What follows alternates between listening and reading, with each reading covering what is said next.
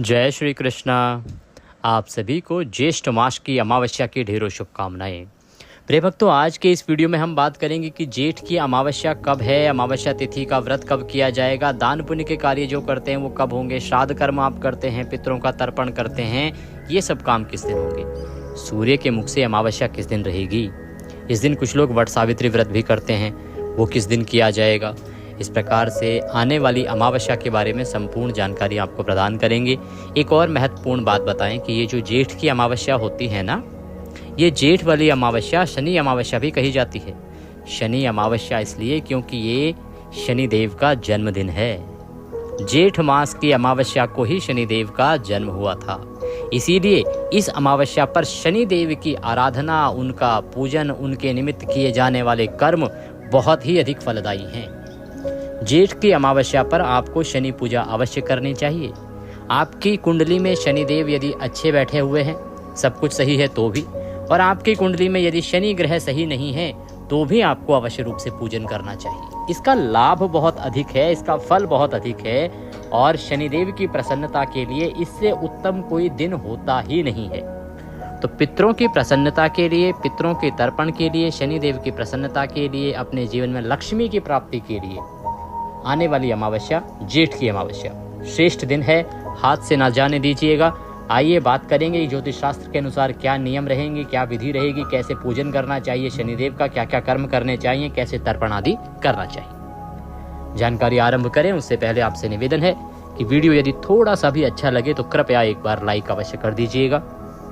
Comment box में अवश्य लिखिएगा जय शनिदेव। शनिदेव की कृपा से आपके जीवन के सभी संकट दूर हो जाएंगे। पितरों की प्रसन्नता के लिए लिखिएगा जय पितृदेव। माता लक्ष्मी का आशीर्वाद प्राप्त करने के लिए जय माँ लक्ष्मी। आप देख रहे हैं देवभूमि ज्योतिष संस्थान का प्रतिष्ठित यूट्यूब चैनल देवभूमि धार्मिक। हम यहाँ जो जानकारी देते हैं वह ज्योतिष शास्त्र, पंचांग और पुराणों पर आधारित होती है। किसी भी व्रत त्योहार के बारे में हम पंचांग के अनुसार बताते हैं कि कब व्रत करना है, क्या है, क्या मुहूर्त है, क्या विधि रहेगी, क्या नियम रहेंगे, इसका वर्णन पुराणों से आता है। तो सभी व्रत आदि की सही शास्त्रीय जानकारी यदि प्राप्त करते रहना चाहते हैं तो कृपया चैनल को एक बार सब्सक्राइब अवश्य कर लीजिएगा। जब आप सब्सक्राइब करेंगे तो वहाँ पर एक बेल आइकन का निशान बना हुआ आएगा, एक घंटी का निशान बना हुआ आएगा, उसको अवश्य दबाइएगा। उसको जब दबाएंगे तभी आपको हमारे सारे वीडियोस मिलने आरंभ होंगे, अन्यथा आपसे जानकारी छूटती चली जाएगी। तो सभी व्रत त्योहारों की सही जानकारी के लिए चैनल को सब्सक्राइब करें और बेल आइकन को अवश्य ही प्रेस करें। आइए प्रिय भक्तों, बात करते हैं आने वाली अमावस्या की। अमावस्या जो तिथि है ना, ये बहुत महत्वपूर्ण इसलिए है क्योंकि ये पितरों की तिथि है। पितरों के निमित्त जो समर्पित तिथि है उसमें से एकमात्र तिथि है। अमावस्या को ही पितरों की तिथि क्यों माना जाता है? इसका कारण ये है कि ये पितरों के दिन की सुबह होती है। आपको बताएं तो जो पितृलोक है ना, वहाँ पे आपके जो 15 दिन होते हैं ना, उनके बराबर एक रात होती है और अगले 15 दिन के बराबर एक दिन होता है। जब कृष्ण पक्ष होता है वह पितरों की रात्रि होती है, शुक्ल पक्ष जो है वो आरंभ होता है तो पितरों की सुबह होती है। इस प्रकार से यह चलता है।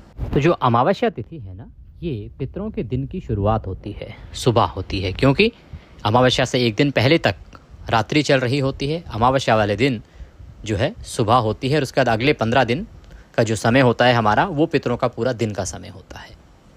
इसीलिए अमावस्या को जो चुना गया पितरों की पूजा के लिए। कारण ये कि जो पितर हैं जब वो इतने लंबे समय तक सो रहे, जैसे आप रात्रि को सोते हैं, अगले दिन सुबह उठ के ब्रेकफास्ट करते हैं और अपने दैनिक कार्यों को करते हैं, जैसा आपका सुबह का मूड होता है, जैसा जैसा आपकी सुबह बीतती है वैसे वैसे आपका दिन बीतता है, ऐसा माना जाता है। तो अमावस्या तिथि जो है वो पितरों की क्योंकि सुबह है, तो जैसा जैसा आप अमावस्या को उनको रखेंगे, जैसे जैसा आप व्यवहार करेंगे उनके साथ, वैसा वैसा आपका दिन व्यतीत होगा। अर्थात आपके पूरे जो 15 दिन हैं वो आपके उसी अनुसार व्यतीत होंगे। इसीलिए कहा जाता है कि अमावस्या को यदि आपने पितरों को मना लिया, अपने पितृ कर्म अच्छे से कर लिए, आपके पितृ प्रसन्न हो गए, तो फिर वो सदा आपको सारी खुशियाँ ही देते रहेंगे। तो अमावस्या के दिन आपको अवश्य ही पितृ कर्म करना चाहिए, पितृ तर्पण करना चाहिए। बात करते हैं कि क्या क्या पितृ कर्म करने चाहिए, फिर हम बात करेंगे शनि जन्म दिवस की और किस प्रकार से आप शनिदेव को मनाएंगे। तदोपरांत हम अमावस्या के व्रत के बारे में बात करेंगे। प्रिय भक्तों, जो अमावस्या तिथि है ना, इस दिन आपको पितरों के निमित्त तर्पण करना चाहिए, दान करना चाहिए। और भोजन कराना चाहिए। ये कर्म है जो करने चाहिए। पिंडदान सभी के लिए करना संभव नहीं है, तो आप वहाँ तक ना जाएं। जो करने के कर्म हैं, जो आप कर सकते हैं, वो अवश्य करें। लेकिन इस अमावस्या पर सुबह आप सूर्य उदय से पहले उठिएगा। उठने के बाद स्नान आदि करके स्वच्छ वस्त्र धारण कीजिएगा। स्वच्छ वस्त्र धारण करके सूर्यदेव को जल दीजिएगा। सूर्यदेव को जल देके आप सबसे पहले पितरों का तर्पण करेंगे, पितृकर्म करेंगे, पितृ पूजा करेंगे। तो आप आसन लगा के बैठ जाइएगा। एक लोटा लीजिएगा, पीतल का उत्तम रहेगा। लोटे में पहले गंगा जल डालिए थोड़ा सा, फिर उसमें शुद्ध जल भरिए। तुलसी का पत्ता डाल लीजिए, आप थोड़े काले तिल उसमें डाल लीजिए, थोड़ा सा कच्चा दूध उसमें मिला दीजिए, और कुशा है तो कुशा डाल लीजिए, सफ़ेद फूल है तो सफ़ेद फूल डाल लीजिए। ये सारी सामग्री उस लोटे में डालिए जल में, और आसन लगा के दक्षिण दिशा की ओर मुख करके बैठ जाइए। गीता के 7वें अध्याय का श्रवण कीजिए। गीता का 7वां अध्याय आपको अवश्य सुनना चाहिए। हम अपने चैनल पर प्रत्येक अमावस्या पर अपलोड भी करते हैं, क्योंकि आप वैसे तो देखिए जितने भी तिथियां हैं उन सभी पर गीता के 7वें अध्याय की महिमा है। जब भी आप पितरों को प्रसन्न करना चाहें या अपने लिए करना चाहें, परंतु ये जो विशेष दिन है अमावस्या, इस पर तो आपको गीता का 7वां अध्याय अवश्य सुनना ही चाहिए।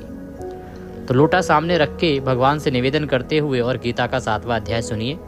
वीडियो आपको हमारे चैनल पर मिल जाएगा। प्रत्येक अमावस्या पर अपलोड करते हैं और पहले से भी अपलोड होते ही हैं। गीता के 7वें अध्याय का श्रवण करेंगे आप। गीता का 7वां अध्याय सुनेंगे। सुनने के बाद भगवान से प्रार्थना करेंगे, संकल्प करेंगे कि हे प्रभु, ये जो हमने गीता का 7वां अध्याय सुना है, इसका संपूर्ण फल हम अमुक अमुक पितृ को अर्पित करते हैं। जो भी आपके पितृ हैं उनका नाम लीजिएगा, जो उनका आपके साथ रिश्ता है, आपका उनके साथ रिश्ता है, वह रिश्ता बोलिएगा और भगवान से संकल्प कीजिएगा भगवान के सामने कि आप इससे जो भी पुण्य मिला है वो इन पितरों को अर्पित कर रहे हैं, इसका फल इन्हें प्राप्त हो। तदोपरांत उस जल से आप पितरों का तर्पण कीजिएगा। तर्पण आप सीधा पीपल के वृक्ष में कर सकते हैं, और अगर अभी पीपल के वृक्ष में नहीं जा सकते तो आप तर्पण घर पे कर लीजिए। कैसे? एक दूसरा पात्र लीजिएगा, उसमें अपना जो सीधा हाथ होता है ना आपका, उसका अंगूठा और उंगली के बीच का जो क्षेत्र है वो पितृ क्षेत्र है, पितृ तीर्थ कहा गया है। तो वहाँ से उस जल को तर्पण करना है आपको। वहाँ से गिराते हुए जल को तर्पण करेंगे, पितरों को स्मरण करते हुए, और पितरों से निवेदन कीजिएगा कि हे मेरे पितरों, ये जो जल है इसे आप ग्रहण करो, और गीता के 7वें अध्याय का जो पुण्य है उसे आप ग्रहण करो और तृप्त हो और शुभ आशीर्वाद प्रदान करो। इस प्रकार से पितरों का आपने तर्पण करना है। तर्पण करने के बाद ये जो जल है इसे आप पीपल की जड़ों में डाल दीजिएगा। अब डालना है, सबसे उत्तम समय होता है कुतुब काल का। कुतुब काल का समय क्या होता है? वैसे तो प्रत्येक शहर में अलग अलग समय होता है, परंतु एक पूरे भारत की अगर हम बात करें तो 11:30 से और 12:30 के बीच में सभी जगह लगभग कुतुब काल चल रहा होता है। तो आप इस समय में पीपल के वृक्ष में यह जल अर्पित कीजिएगा। सवाल आता है कि अगर पीपल का वृक्ष किसी के यहाँ ना हो तो, क्योंकि आजकल बहुत सारे टाउनशिप्स हैं, अभी तो हिंदुस्तान में ही, भारत में ही, दिल्ली में ही ऐसे टाउनशिप्स हैं जहाँ पर किस प्रकार से वृक्ष नहीं हैं, तो क्या करें। और बहुत सारे हमारे जो अन्य देशों के दर्शक हैं वो भी देखते हैं, तो वो भी कहते हैं पंडित जी हमारे यहाँ भी पीपल का वृक्ष नहीं है, तो क्या करें। उस अवस्था में आप किसी अन्य दैवीय पौधे में डालिएगा, बरगद में डालिए, बेलपत्र में डालिए, आम में डालिए। अगर अन्य कोई दैवीय पौधा भी नहीं है तो आप किसी भी पौधे की जड़ में डाल दीजिए। आपके यहाँ गमला तो होगा उसमें डाल दीजिए, पर ऐसे डालिएगा कि वो जल किसी के पैरों में ना पड़े। ठीक है जी। इस प्रकार से आपको ये पितरों का तर्पण कार्य करना है। गीता के 7वें अध्याय का श्रवण करने का जो पुण्य है ये पितरों को अथाह तृप्ति देता है, अथाह मुक्ति देता है। इसके पुण्य से आपके पितृ कहीं मान लीजिए कहीं फंसे हुए भी होंगे, फंसे हुए अर्थात उनकी मुक्ति नहीं हुई होगी, तो इसके फल से उनकी मुक्ति हो जाएगी। और जब पितृ प्रसन्न होंगे तो वो आपको आशीर्वाद देंगे। इसके विषय में चर्चा आगे करेंगे, पहले और कर्म की बात करते हैं। आपको पितरों के निमित्त दान देना चाहिए। दान क्या देना चाहिए और कैसे देना चाहिए? आप ऐसा कीजिए कि ब्राह्मण को भोजन कराइए, दान दक्षिणा आदि देके विदा कीजिए।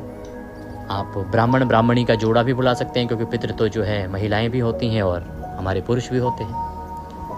आप भोजन कराइए, दान दक्षिणा आदि देके विदा कीजिए, वो भी तर्पण भी करा देंगे यहाँ पे। अगर ब्राह्मण को भोजन नहीं करा सकते हैं तो ऐसा कीजिए, कुछ खाने पीने की सामग्री ले लीजिए, जैसे दूध ले लीजिए, दूध के साथ आप बिस्किट ले लीजिए, दक्षिणा रख के और वह दान दे दीजिए, या फल ले लीजिए, दक्षिणा रख के और वह ब्राह्मण को दान दे दीजिए, या मंदिर में दान दे आइए।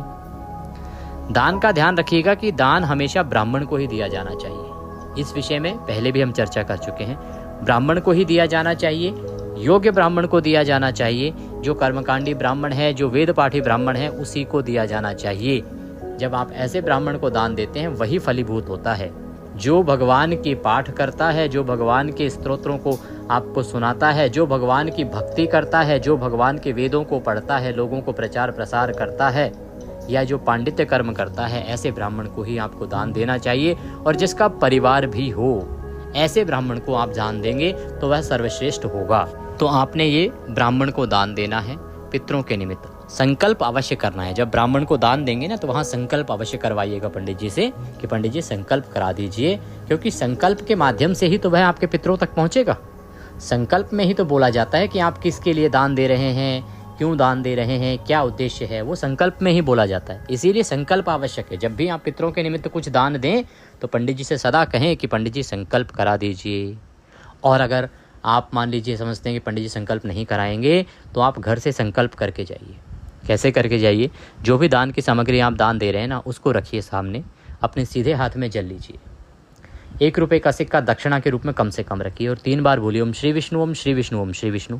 अपना नाम, अपना गोत्र, जिस स्थान पर बैठकर आप संकल्प कर रहे हैं वहाँ का मकान नंबर, क्षेत्र का नाम, शहर का नाम, ज्येष्ठ मासे अमावस्यायाम पुण्यतिथियो पितृ निमित्तार्थाय भोजनम रूप्यकम फलदानम संकल्पम संकरिष्ये। बोलिए सौ श्री विष्णु शरणौ शरणम प्रपद्ये। और यह संकल्प जो है, जल है, उसको चारों तरफ उसके घुमाइए और छोड़ दीजिए। उसके बाद आप ये किसी भी ब्राह्मण को दे दीजिए। आप अगर ब्राह्मण नहीं भी संकल्प कराएंगे तो आप तो संकल्प कर चुके हैं कि ये सामग्री आप ब्राह्मण को अपने पितरों के निमित्त दान कर रहे हैं। इस प्रकार से आपको दान देना। इसका लाभ ये होगा कि इससे जो आपके पितर हैं ना, वो तृप्त हो जाएंगे। क्योंकि जैसे ही वो सो के उठे, सुबह सुबह आपने उनको स्मरण किया। आपको अगर कोई सुबह सुबह गुड मॉर्निंग बोले तो कितना अच्छा लगता है। ठीक वैसे ही आपके पितर आपको उठे हैं और सुबह सुबह आप उनको स्मरण कर रहे हैं, तो कहेंगे देखिए हमारे कितने अच्छे बच्चे हैं, हमें सदा याद करते रहते हैं। जब आप उनको सुबह उठते ही तृप्ति दे देंगे, जल अर्पित करेंगे, भोजन करा देंगे, अन्न ग्रहण करा देंगे, तृप्ति मिल जाएगी उन्हें। जैसे ही उठते ही अगर आपको अच्छा सा आहार मिल जाए, अच्छा सा नाश्ता मिल जाए, प्यार से बोलने वाला मिल जाए, कितने प्रसन्न होते हैं आप। वैसे ही हमारे पितर हैं। अमावस्या के दिन वो आपके इसी की प्रतीक्षा करते हैं। आप ये कर्म करेंगे, वो प्रसन्न होंगे। वो प्रसन्न होंगे तो फिर आपको सदा आपको फल ही फल देंगे। क्योंकि प्रसन्न जब पितर होते हैं ना, उन्हीं से आपके कर्म चलते हैं। देवता कुछ नहीं कर पाते यदि आपके पितर प्रसन्न नहीं हैं तो पितर प्रसन्न है तो सब कुछ है। देव स्वयं कहते हैं कि पहले पितृ पूजा, उसके बाद ही देव पूजा। तो ध्यान रखिए, पहले पितरों की पूजा करनी है और अवश्य करनी है। जिस दिन आप अमावस्या अपने पितरों को ये कर्म करना आरंभ कर देंगे, आपके जीवन के 90% संकट समाप्त हो जाएंगे। क्योंकि कोई भी पूर्वज अपने प्रिय पुत्र, अपने प्रिय संतान जो उनको सदा याद करता है, उसको संकट में नहीं देख सकते। और आपके परिवार में जो परेशानियां आती हैं ना, वो पितृदोष और पितरों की नाराजगी के कारण ही आती हैं। आर्थिक संकट का कारण वो बन जाते हैं। वंश वृद्धि नहीं हो रही हो, उसका कारण भी आपके पितर हो जाते हैं। क्योंकि आप वैसे तो ध्यान दोगे नहीं उनकी तरफ। जब वो आपको इस प्रकार से प्रताड़ित करेंगे, आप किसी ब्राह्मण के पास जाओगे, ब्राह्मण बताएगा आपको पितृदोष है, फिर आप उनको पूजा करेंगे। अब आप उनको पूजा कर नहीं रहे, सब कुछ अच्छा चलता रहेगा तो कैसे पूजेंगे आप उनको? तो ये उनका तरीका है कि आपको अपनी बातें समझाएं। अब उनको समझाना ना पड़े, इससे पहले स्वयं ही समझ जाए ना। वो समझाएं क्रोधित होकर, इससे अच्छा है कि आप स्वयं ही पितरों का कर्म करना आरंभ कर दीजिए। पितरों के निमित्त दान, पुण्य, तर्पण आदि आरंभ कर दीजिए। ये कर्म इस अमावस्या पर अवश्य कीजिएगा, क्योंकि जेठ की अमावस्या है। जेठ की अमावस्या पर ये जलदान, अन्नदान, इसका महत्व अधिक है। इसके अतिरिक्त आप ब्राह्मण को छाता दान दे सकते हैं, छाते के साथ जूता दान दे सकते हैं। गर्मी का मौसम है, तपती दोपहरी में जो नंगे पांव चलता हुआ ब्राह्मण होगा, उसको जूता दान देते हैं तो उसका फल बहुत अधिक बताया गया है। इसका वर्णन तो गरुड़ पुराण में भी आता है। तो आप ये दान करेंगे, इसका भी फल उत्तम है। आप शरबत दान कीजिए, जल दान कीजिएगा। ये हैं कर्म जो आपको पितरों के निमित्त आने वाली अमावस्या पर करने चाहिए। समय हमने बता दिया कब करने चाहिए। अब बात करेंगे कि आप शनि देव की पूजा कैसे करें, क्योंकि ये जो अमावस्या है ये शनिश्चरी अमावस्या। शनिश्चरी अमावस्या का अभिप्राय ये नहीं कि ये शनिवार को आ रही है, क्योंकि इस दिन शनिदेव का जन्म दिवस होता है, इस दिन शनिदेव का जन्म हुआ था, इसीलिए ये शनिश्चरी अमावस्या है। तो इस पर अब आप क्या कर्म करेंगे शनिदेव के लिए? आपके जीवन में शनिदेव बहुत महत्वपूर्ण ग्रह हैं, क्योंकि शनिदेव ही वो हैं जो आपके कर्मों का आपको दंड भी देते हैं और आपके कर्मों के अनुसार ही आपको फल देते हैं। ये आपकी कुंडली में अच्छे हों बुरे हों, इनके लिए सद्कर्म आपको सदा ही करना चाहिए। बात आती है जी कि क्या करना चाहिए। इस अमावस्या के दिन आपको शनिदेव की पूजा करनी चाहिए। शनि पूजा का विधान आपको बताते हैं कैसे करना है। बहुत साधारण सा विधान है, अमावस्या पर कर लीजिएगा। प्रत्येक वर्ष अगर आप अमावस्या क्योंकि साल में एक ही बार आता है जन्मदिन, तो अगर आप शनिदेव के जन्मदिन पर इस प्रकार से प्रत्येक अमावस्या कर लेंगे प्रतिवर्ष में, तो शनिदेव कभी आपको परेशान ही नहीं करेंगे। आपके जीवन में कुंडली में जैसे मर्जी ग्रह बैठे हों शनिदेव, वो आपको सदा अच्छा फल देंगे। आप प्रत्येक जन्म दिवस पर, प्रत्येक जेठ की अमावस्या पर शनिदेव की पूजा कर लीजिए। बात करते हैं कैसे करनी है। देखिए, आपके पास पूजा की सामग्री होनी चाहिए। पहले तो सुबह सुबह स्नान कर लीजिए सूर्योदय से पहले। तर्पण आदि के कार्य आपको अवश्य करने चाहिए, पितरों के हमने बता ही दिए, और गीता के 7वें अध्याय का श्रवण करके फलदान भी कर दिया। अब बात आती है देव पूजा की। देव पूजा में शनिदेव की पूजा आपने करनी है। शनिदेव की पूजा करने के लिए आपके पास सामग्री होनी चाहिए। शनिदेव की कोई प्रतिमा या तस्वीर होनी चाहिए। चौकी हो तो चौकी लीजिएगा, उस पर बिछाने के लिए काला वस्त्र ले लीजिएगा। शनिदेव को पूजा करने के लिए रौली, मौली, पान, सुपारी, लौंग, इलायची, काले तिल, इसके अतिरिक्त अक्षत अर्पित करने के लिए पुष्प लीजिएगा। नीले रंग का पुष्प अगर आपको मिले और नीले रंग की पुष्पों की माला अगर आपको मिले तो बहुत उत्तम रहेगा। पंचामृत बनाने के लिए कच्चा दूध, दही, घी, शहद और शक्कर, 5 चीज़ें पंचामृत बनाने के लिए अर्पित करने के लिए जनेऊ आपके पास होने चाहिए। इसके अतिरिक्त तांबे का एक लोटा ले लीजिएगा, गंगा जल आपके पास होना चाहिए। ये सारी सामग्री आप एकत्र कीजिए। इत्र भी इसमें शामिल कर लीजिएगा। ये सामग्री है जो आपने एकत्र करनी है। ये सारी सामग्री एकत्र करके पूजा स्थल पर जो भी उपयुक्त स्थान है जहाँ आप पूजा कर सकते हैं घर में, वहाँ पे बैठ जाइए आसन लगा के। पहले शुद्धिकरण होगा सामग्री का, स्थान का, फिर शनिदेव का पूजन करेंगे। लोटा जो है पीतल का या तांबे का, उसमें पहले थोड़ा गंगा जल भरिए, फिर शुद्ध जल भरिए, और उसके बाद एक फूल से सभी सामग्री पर और स्थान पर जल के छींटे दीजिए, जिससे कि उसका शुद्धिकरण होगा। ओम पवित्र हो पवित्रवांग सर्वांग वस्तांगतो पीवाम यह स्मरेत पुंडरीकाक्षम सभायंतरः शुचिः ओम। इस प्रकार से आपने जल छींटे देकर इस स्थान का और सामग्री का शुद्धिकरण किया है। शुद्धिकरण करने के बाद भगवान शनिदेव की स्थापना करेंगे। चौकी को लगाइए, चौकी पे काला वस्त्र है तो काला वस्त्र बिछाइए। वस्त्र बिछा के हाथों में पुष्प लीजिए और शनिदेव से प्रार्थना कीजिए कि हे शनिदेव, हम आपको यहाँ निमंत्रित करते हैं और ये पुष्प आपको आसन के रूप में प्रदान करते हैं। आप ये आसन ग्रहण कीजिए और आसन पर विराजमान होइए। इस प्रकार से आप उन पुष्प पर विराजमान कीजिए। शनिदेव की तस्वीर को स्थापित कीजिए। उनके सीधे हाथ की ओर घी का दिया और तेल का दिया जला रहे हैं तो उल्टे हाथ की तरफ आपको रखना है। दीपक रखने के बाद और स्थापना कर लेने के बाद अपने हाथ धोइए। सीधे हाथ में जल लीजिए, हाथ धो लीजिए। हस्तौ प्रक्षालनम, हाथ धो के और व्रत का संकल्प करेंगे। पहले दीप प्रज्वलित कर लीजिए और धूप को भी प्रज्वलित कर दीजिए। धूप और दीप को जलाने के बाद अपने सीधे हाथ में जल लीजिए। 1 रुपये का सिक्का दक्षिणा के रूप में कम से कम रखिए, अधिक जो भी आप रखना चाहें वह रख सकते हैं। और 3 बार बोलिए ओम श्री विष्णु, ओम श्री विष्णु, ओम श्री विष्णु। अपना नाम, अपना गोत्र, जिस स्थान पर बैठकर आप संकल्प कर रहे हैं वहाँ का मकान नंबर, क्षेत्र का नाम, शहर का नाम, ज्येष्ठ मासे अमावस्यायाम पुण्यतिथियों, आयु आरोग्यता प्राप्त्यार्थाय, शनिदेव प्रसन्नार्थाय, शनि दोष निवारणार्थाय, शनि कृपा प्राप्त्यार्थाय, श्री शनिदेव जन्म उपलक्ष्ये शनिदेव व्रत पूजनम संकल्पम संकरिष्ये। अगर आप व्रत भी कर रहे हैं तो व्रत बोलिएगा, अगर आप व्रत नहीं कर रहे हैं तो केवल पूजन बोलिएगा। संकल्पम संकरिष्ये बोलिए सौ श्री विष्णु शरणौ शरणम प्रपद्ये, और वह संकल्प भगवान के चरणों में अर्थात शनिदेव के चरणों में अर्पित कर दीजिएगा। इस प्रकार से आपने संकल्प करना है। संकल्प करने के बाद शनिदेव का पूजन करेंगे। शनिदेव को पद्य, अर्घ, आचमनी अर्पित कराएंगे। उनके सामने एक पात्र रख दीजिए, उसमें 1-1 चम्मच जल 1-1 मंत्र पर अर्पित कीजिएगा। ओम भूर्भुवः श्री शनिश्चराय नमः पद्यम समर्पयामि, पद्य के रूप में 1 चम्मच जल अर्पित कीजिए। ओम भूर्भुवः श्री शनिदेवाय नमः अर्घ्यम समर्पयामि। ओम भूर्भुवः श्री शनिदेवाय नमः आचमनिम समर्पयामि। अब स्नान के लिए जल अर्पित कीजिए। ओम भूर्भुवः श्री शनिश्चराय नमः स्नान निमित्तार्थाय जलम समर्पयामि। पंचामृत स्नान कराएंगे, पंचामृत बनाइए और पंचामृत को फूल पर लगा लीजिए और वह शनिदेव को अर्पित कीजिए। ओम भूर्भुवः श्री शनिश्चराय नमः। पंचामृत स्नानम समर्पयामि। पंचामृत स्नान के बाद शुद्धियोदक स्नान, शुद्ध जल से स्नान कराया जाएगा, तो शुद्ध जल से स्नान कराइए। ओम भूर्भुवः श्री शनिश्चराय नमः। शुद्धियोदक स्नान निमित्तार्थाय शुद्ध जलम समर्पयामि। वस्त्रम, वस्त्र पहनाइए, मौली का एक टुकड़ा तोड़िए और वस्त्र के रूप में अर्पित कीजिए। वस्त्रम समर्पयामि।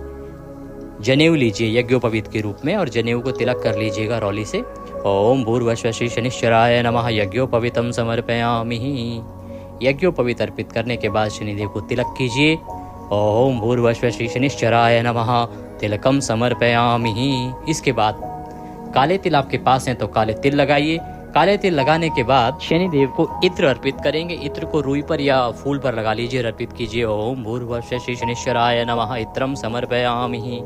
पुष्प, फूलों की माला पहनाइए, फूल हैं तो फूल अर्पित कीजिएगा। ओम भूर्भुवः श्री शनिश्चराय नमः। पुष्पम समर्पयामि। पुष्पम समर्पयामि। धूपम दर्शयामि। दीपम दर्शयामि। धूप दिखाइए और दीप दिखाइए। ओम भूर्भुवः श्री शनिश्चराय नमः। दीपम दर्शयामि। धूपम दर्शयामि। धूप दीप के बाद नैवेद्य के रूप में शनिदेव को भोग लगाइएगा। भोग में कोई मिठाई आपके पास है, मिठाई लीजिएगा, फल हो तो फल चढ़ाइएगा, अन्यथा मिश्री लीजिएगा, वो चढ़ा दीजिएगा। ओम भूर्भुवः श्री शनिश्चराय नमः। नैवेद्यम समर्पयामि। नैवेद्य के बाद जलाचमनी के लिए 1 चम्मच जल अर्पित कीजिएगा। ओम भूर्भुवः श्री शनिश्चराय नमः। जलाचमनिम समर्पयामि। जलाचमनी करा के तांबूलम पूंगी फलम शुभ दक्षिणायाम। तांबूल क्या, पान का पत्ता लीजिए, 2 लौंग, 2 इलायची, 1 सुपारी उसमें रखिए और वह अर्पित कीजिए। ओम भूर्भुवः श्री शनिश्चराय नमः। तांबूलम समर्पयामि। तांबूलम पूंगी फलम शुभ दक्षिणायाम। दक्षिणा के पास जो भी आपके पास दक्षिणा है वो अर्पित कीजिएगा। ओम भूर्भुवः श्री शनिश्चराय नमः। शुभ दक्षिणायाम समर्पयामि। हाथ जोड़ के शनिदेव को प्रणाम कीजिए। शनिदेव की जो कथा है, जन्म दिवस की कथा है, हम अपने चैनल पर अभी अपलोड करेंगे, अवश्य ही सुनिएगा, कथा सुनिएगा, शनि सहस्त्र नाम सुनिएगा। शनिदेव के और भी बहुत सारे पाठ हैं जो हम आपको अपलोड करने वाले हैं। कुछ और ना कर पाएँ तो शनि सहस्त्र नाम और वह कथा आपको अवश्य सुननी है। फिर शनिदेव की आरती करनी है और शनिदेव को आरती करने के बाद हाथों में पुष्प लीजिए और शनिदेव से निवेदन कीजिए। आवाहनम न जानामि विसर्जनम पूजम चैवम न जानामि क्षम्यताम परमेश्वर। हे शनिदेव महाराज, न हम आपका आवाहन जानते हैं, न पूजन जानते हैं, न विसर्जन जानते हैं। अज्ञानी जीव हैं, जैसी बन पड़ी है वैसी सेवा आपके श्री चरणों की है। इसमें जाने अनजाने में हमसे कोई गलती, कोई त्रुटि, कोई भूल हो गई हो तो उसे क्षमा कीजिएगा और दया का आशीर्वाद प्रदान कीजिएगा। प्रभु, हम आपके बालक नादान हैं, आपको अर्पित करने के लिए हमारे पास कुछ नहीं है। तन मन धन सब आप ही का है। हमारे पास क्या है? मालती मलकादाति सत्पत्रादि संयुक्तम पुष्पांजलि मया दत्ताम ग्रहणाम परमेश्वर। यह पत्र पुष्प की भेंट है, इसे स्वीकार करें और आशीर्वाद प्रदान करें। यहाँ अब आप शनिदेव से निवेदन करेंगे, जो भी आपके जीवन के संकट हैं उनको वो हरण करें। जीवन की जो बाधाएं हैं, हाथ जोड़ के निवेदन करें कि हे शनिदेव महाराज, अब आप हमारे इन संकटों को काटें, इन संकटों से हमें उबारें और आप प्रसन्न हों। ऐसे निवेदन करके माथा टेक लीजिएगा, परिक्रमा कर लीजिएगा। ये है आपके शनिदेव के पूजन की विधि जो आपको इस अमावस्या पर अवश्य करनी चाहिए। शनि पूजन के बाद जो लोग, जो माताएं बहनें व्रत करती हैं माँ लक्ष्मी का या भगवान गौरी शंकर का, वो उनका पूजन करेंगी। और पूजन करने की जो विधि है वो हमने वीडियो में बताई हुई है, आप देख लीजिएगा। वीडियो ना मिले तो कमेंट बॉक्स में लिख के पूछ लीजिएगा, हम आपको उसका लिंक प्रदान कर देंगे। इस प्रकार से पितृकर्म करना है, शनिदेव की पूजा करनी है। अब बात आती है जी कि क्या कर्म है जो नहीं करने हैं। किसी पेड़ पौधे से भूल के भी पत्ती नहीं तोड़ लेना इस दिन, टहनी नहीं तोड़ लेना इस दिन। किसी भी पेड़ पौधे को कोई क्षति नहीं पहुंचाना, अन्यथा घोर पाप लगता है इस दिन। दूसरा, किसी दूसरे का दिया अन्न नहीं खाना इस दिन। किसी दूसरे का अन्न खाएंगे तो आपका 1 महीने का पुण्य उस व्यक्ति को लग जाएगा और किस माह में खा रहे हैं उसके अनुसार ही इसका फल है। तो आप देखिएगा कि आप इससे बचें, क्योंकि आप जितना पुण्य कमा रहे हैं पता लग रहा है कि आप उससे ज़्यादा गवा रहे हैं। इसीलिए कहाँ कहाँ खा सकते हैं इसके लिए भी वर्णन है। ससुराल में खा सकते हैं, भाई के घर खा सकते हैं, माता पिता के घर खा सकते हैं, परंतु अन्य जो ग्रह स्थान है वहाँ पर आप नहीं खाएंगे। किसी के घर पे अगर आप खाएंगे तो ये आपके लिए हानिकारक ही होगा। अमावस्या के दिन आपको भूल के भी किसी का अन्न ग्रहण नहीं करना है। इस प्रकार से आपको अमावस्या अपनी मनानी है। ये कर्म करेंगे, आपका दिन अवश्य ही बदलेगा, आपके जीवन के संकट अवश्य ही दूर होंगे। बात आती है कि अमावस्या तिथि है कब और कब मनाई जाएगी। अमावस्या तिथि जो है वो 26 को दोपहर को 12:11 पर शुरू हो रही है सूर्य के मुख से ये 27 को रहेगी और सुबह 8:30 बजे तक है। क्योंकि सूर्य के मुख से 27 को है और उदय के बाद 3.5-4 घंटे तक है, तो इसीलिए पूरा दिन अमावस्या मानी जाएगी। 27 को ही अमावस्या मनाई जाएगी। वट सावित्री व्रत भी इसी दिन किया जाएगा। सभी दान पुण्य के कार्य, पितृकर्म और शनि जन्म दिवस भी इसी दिन मनाया जाएगा। इसी दिन पूजा पाठ की जाएगी। जय शनिदेव।